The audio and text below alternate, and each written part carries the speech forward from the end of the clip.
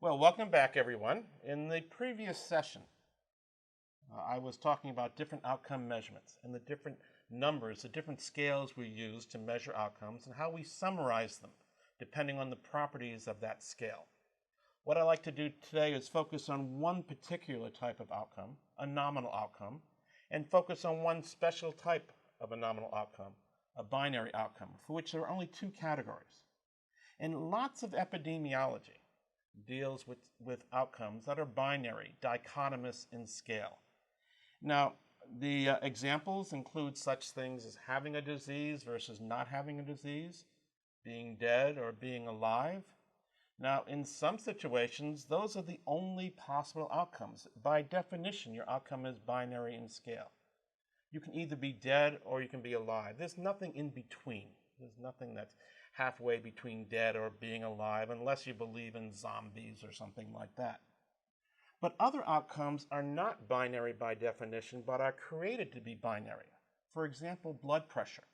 Blood pressure is a continuous measurement. I can put a cusp on your arm, pump it up, listen to these muffling sounds, and measure your systolic blood pressure in millimeters of mercury. It's a continuous number. But often that continuous scale is collapsed to become a binary scale. Hypertension versus non-hypertension. You say that if a person's blood pressure is 140 millimeters of mercury or higher, you have hypertension. If your blood pressure is less than 140, you don't have hypertension. That's a very simplified version of the original continuous outcome. But by collapsing the continuous outcome blood pressure into the dichotomous outcome, hypertension, we lose information. For example, what we're saying is if we have two people, one whose blood pressure is 141 and another person's blood pressure is 181. On the hypertension categorization scale, they both have hypertension. You're not making a distinction between two people, one which has a blood pressure of 141 and one which has a blood pressure of 181, even though most physicians would be much more concerned about the person whose blood pressure is 181. On the other hand, you could have two people, one with a blood pressure of 141, the other one with a blood pressure of 139. The first person would be called hypertensive. The second person would be called not having hypertension, not hypertensive, even though their blood pressures are only 2 millimeters apart. So when you have a continuous outcome, like blood pressure, and you choose to collapse it into a binary outcome, there's a huge potential that you could lose information by grouping people into categories. And within categories, we might have people with dramatically different values on the original continuous scale. And between different categories, you might have people whose values were very similar. That's a potential problem of making a dichotomous variable out of a continuous variable. The same problem is true if you have an ordinal variable. How was your health? Excellent, very good, good, fair, or poor. You might collapse people into two categories, better health versus worse health, by taking people whose reported health is excellent, very good, or good, putting them into one category, calling it better health, and putting the people with fair health and poor health in the other category.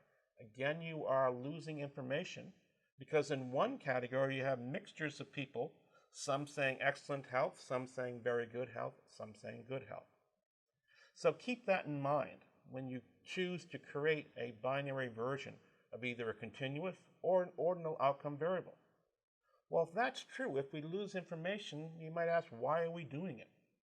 And the reason is epidemiologists are simple people. They like to report results in simple ways, reporting things like risks and risk ratios, things we're going to be talking about in a future sequence of lectures. So what is gained in simplicity often comes at a potential loss of information.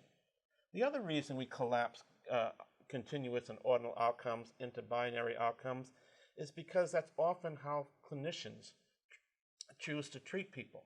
There are typically guidelines that recommend treating a person in a certain way if their blood pressure is above some threshold, treating them otherwise if their blood pressure is below some threshold. So in medical practice, often continuous measurements are categorized for practice purposes. Well, let's suppose we have a binary outcome, either because it's binary by definition, dead or alive, or it's binary because we've defined it so, hypertension versus no hypertension. How are we going to capture, summarize that outcome in a group of people? What sorts of measurements options do we have? And remember from the previous session, the outcome options we had for nominal measurements were either reporting proportions or reporting odds. And that's what I'd like to talk about in this particular session. So let me give you an example of measuring a binary outcome using proportions and using odds. And the example I'm going to use is your Framingham Heart Study data set that you'll be using throughout this course. And in that study, there were 4,434 people who attended the 1956 Framingham Heart Study exam. Of those 4,434 people, there are 1,944 men and 2,490 women. How would you summarize the frequency, the density, the relative amount of males, men, in that particular data set? Now the problem is, if you just said there were 1,944 men and told me nothing else about the study, I wouldn't be able to interpret that as representing a study with a lot of men or very few men. If those 1,944 men were the only people in the study, then the result would be this is a study full of men. But on the other hand, if the study contained hundreds of thousands of people and only 1,944 of them were men, that would be a study made up of predominantly women, females. So what we need is a point of reference to describe how big that group of men are in this study. And we have 2 points of references. We could compare the 1,944 to the total number of people in the study and say what part of the total number of people in the study are made up of men. That's going to be a proportion. Alternatively, I could compare the 1,944 men, the total number of men, to essentially the total number of non-men, women in the study, to compare the frequency of males versus females in the study to get an idea of how common, how large the group of men were in that study. Comparing men to women, a part of the study to the non-part, leads us to another measure of describing a binary outcome, which is an odds. And I'll talk both about proportions and odds using this in another example. So first, our first option is to report a measure of disease frequency, or in this case, a measure of sex, a measure of male sex in the study, by describing it as the number of males out of the total number of the study, total number of people in the study. We have 1,944 men in this study out of 4,434 people in the study. That means that 43% or 44% of everyone in the study is a male. That's a proportion, a part over a whole. That's one option, probably the most common option for reporting a binary outcome, a proportion. The alternative, option 2, is to compare the number of men to the number of women. The part of the study we're interested in, the men, to the part of the other part of the study, the non-men, the women. So there are 1,944 men, there are 2,490 women. 1944 divided by 2490, 78%, is what we call the odds of being a male in this study.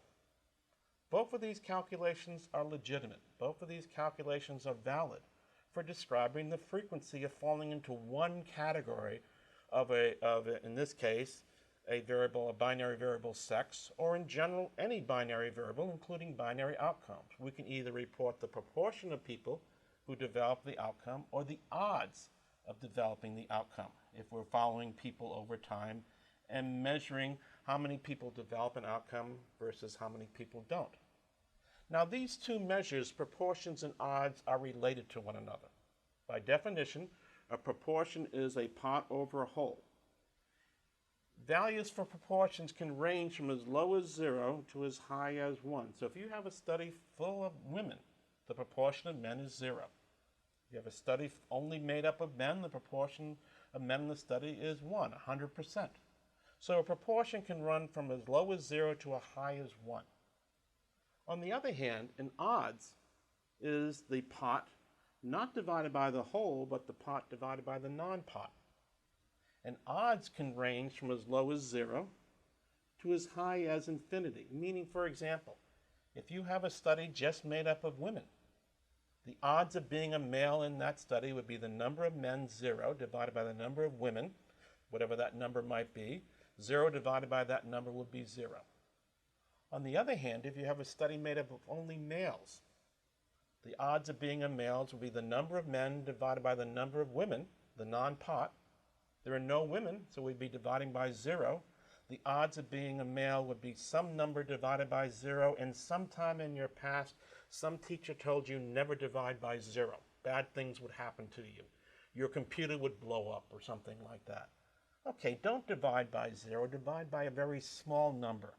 As small as you can think of a number. Instead of dividing by 0, divide by 0.00000.1, a very tiny number. When you divide any number by 0.0000000.1, you get a huge number. Essentially, the smaller the number, the larger the quotient would be, the more huge your result would be. You essentially approach infinity. So the scale for odds are different from the scales for proportions.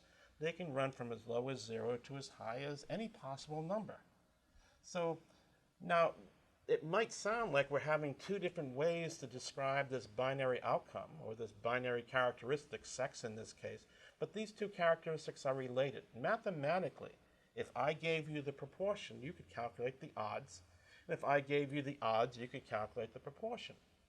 Odds are nothing more than the proportion divided by 1 minus the proportion. So if I told you that 20% of the people in my study were men, and I asked you to calculate what the odds of being a male in my study would be, you'd take the 20%, divide by 1 minus 20%, the non-pot, that's 80%.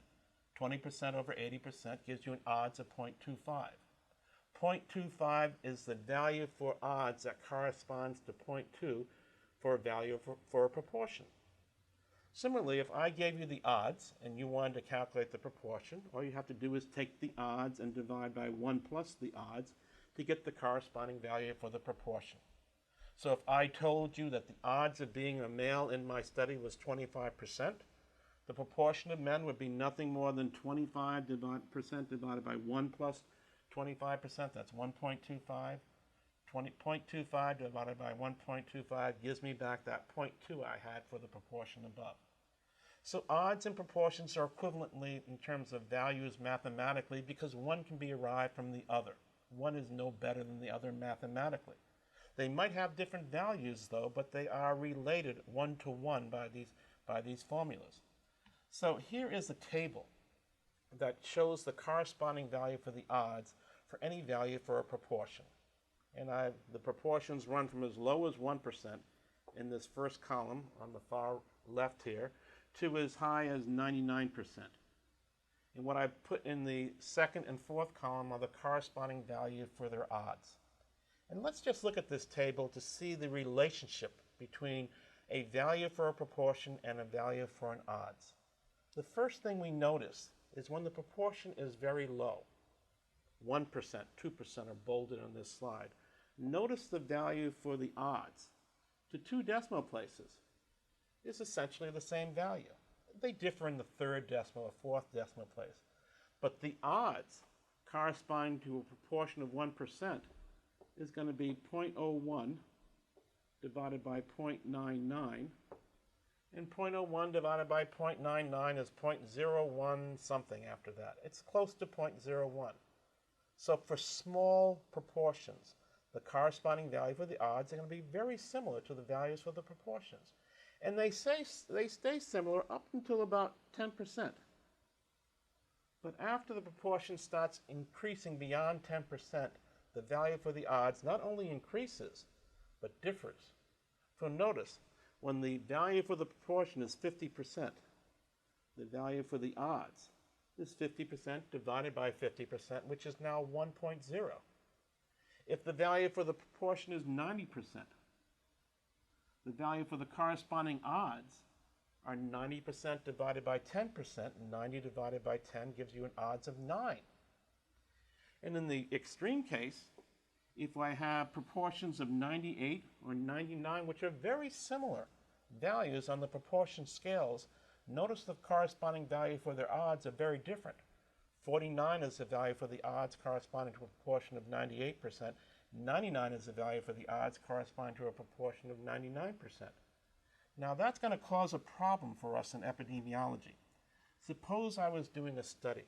I was measuring a binary outcome in two different populations, and I wanted to see if the outcome was more common in one population than another population. And let me give you two examples. In the first example, let's suppose the outcome I'm measuring is rare. It doesn't happen very often. It happens 2% of the times in one population and 1% of the time in the other population. If you were going to try to summarize how much more frequent the outcome is in one population than the other, you're going to be comparing two proportions, 2% versus 1%. If you took their ratios, divided the 2% by the 1%, the ratio of those two proportions gives me a value of 2.0. You'd say the outcome is twice as common in the first population with its proportion of outcomes 2% than it is in the second population where the proportion is only 1%. But now if I come along and measure the outcome not using proportions but using odds, what sort of a message am I going to be giving to people? Well, I'm going to take your proportion of 2% and turn it into an odds by dividing 2% by 98%. I get an odds of 0.0204. I'm going to take your 1% proportion in the other population, turn that into an odds, divide 1% by 99.99, I get an odds of 0.0101. Notice the value for the two odds. 0.0204 is different from the proportion, 0.02. Notice the value for the odds from the second population, 0.0101, is different from the proportion for that population, but only slightly different, only different in the third or fourth decimal place. So if I come along and report how much more common the outcome is in one population than the other by not dividing their proportions, but by dividing the odds that I get from that proportions, I'm going to divide 0.0204 by 0.0101. I get an odds ratio of 2.02. And that's not much different than the proportion ratio I had of 2.0.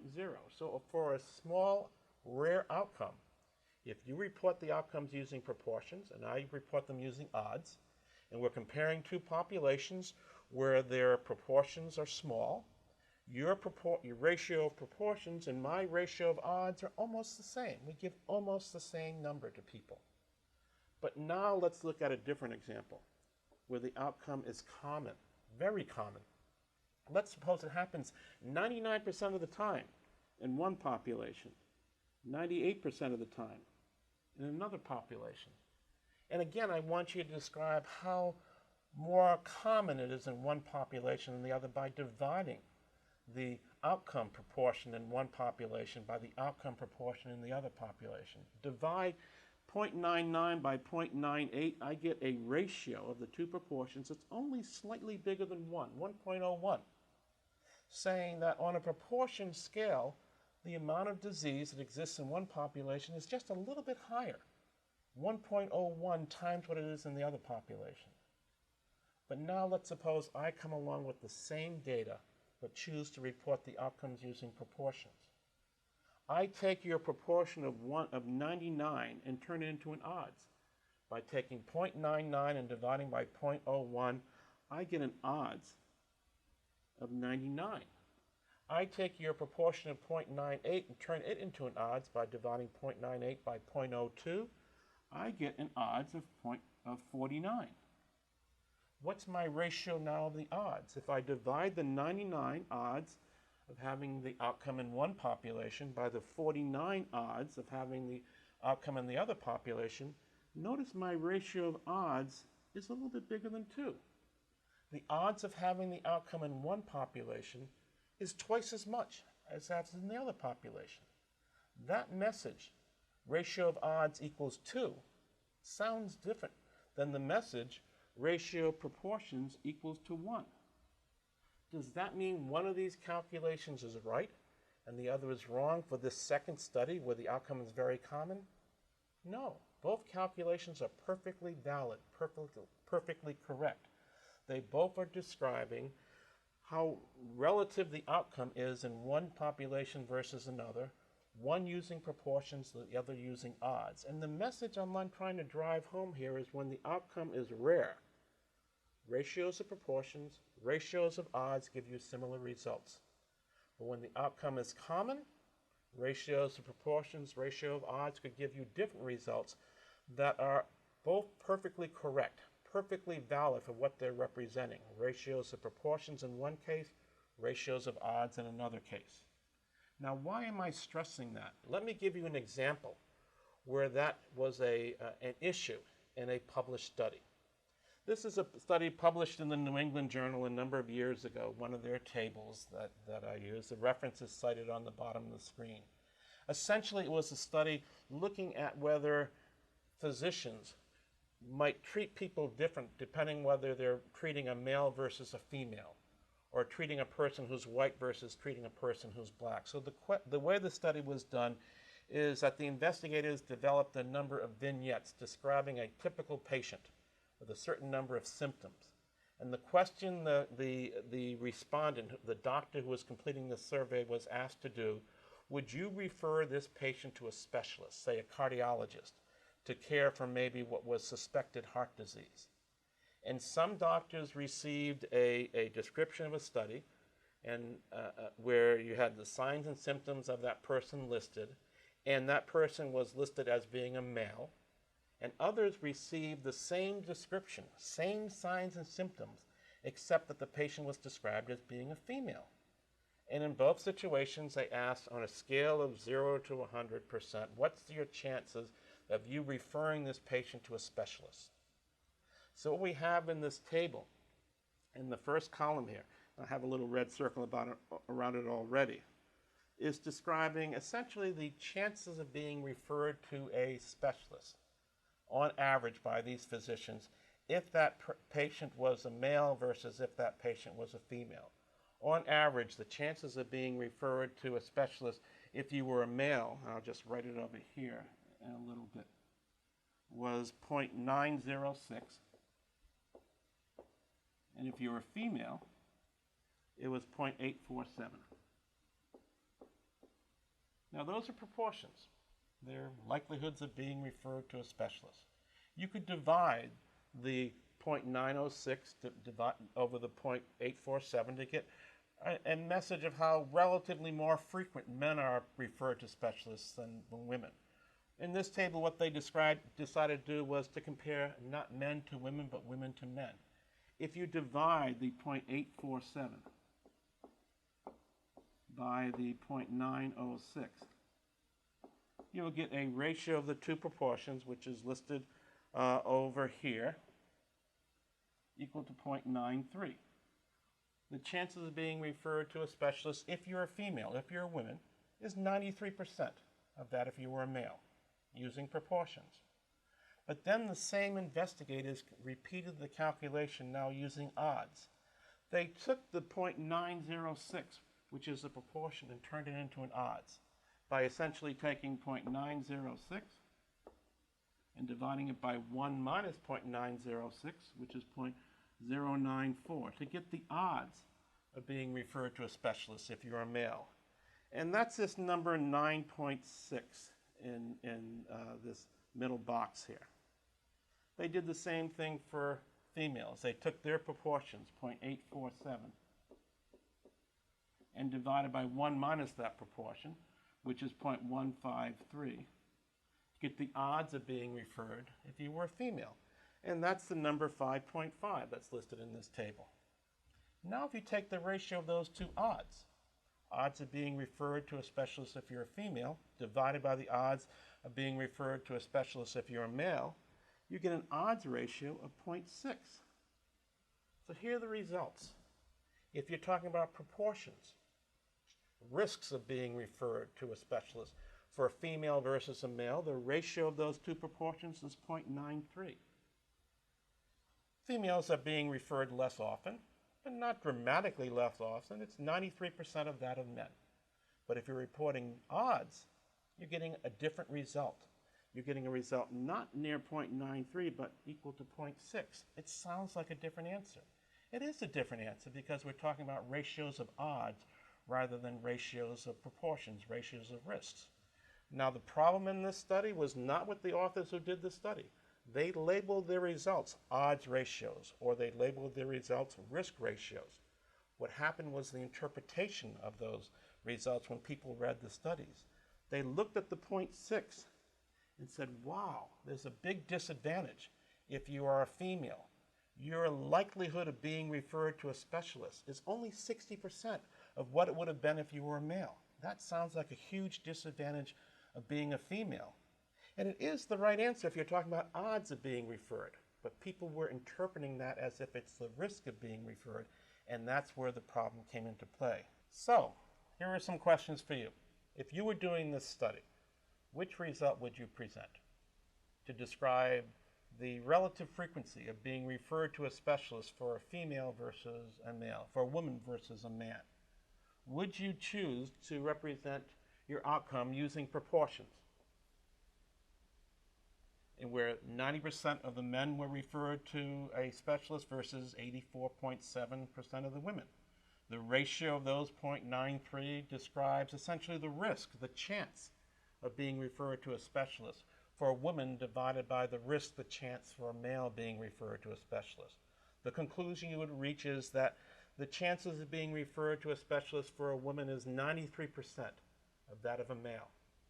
Or would you rather use odds as your measure of outcome and say that the odds of being referred to a specialist for a male are 9.6, whereas the odds of being referred to a specialist for a female are 5.5, and the ratio 5.5 divided by 9.6 says that the odds of being admitted or being referred to a specialist for a woman is only 60% of that for a male. Now, the important point here that I'm trying to stress is both of those conclusions are correct. They might sound differently, but they are correctly describing the relative frequency of referral for women versus males, one using proportions, risks, if you want, as your outcome measure, the other using odds. And the reason the results are different is because we're talking about a very common outcome in this situation. So either one is fine. The choice is up to you. The important thing is that you convey to your reader which results you're reporting. Is it a ratio of odds or is it a ratio of proportions? Because in this case, the numbers were different. The results looked different. Even though they were correct, they tended to give different sounding conclusions, so it's important to label your results as ratios or odds or ratios of proportions. Okay, the next time we come back, I'd like to talk about one type of an outcome measure, a proportion, and then talk about what influences the size of a proportion, the size of what we'll be talking about then, the size of a prevalence. So I'll see you next time.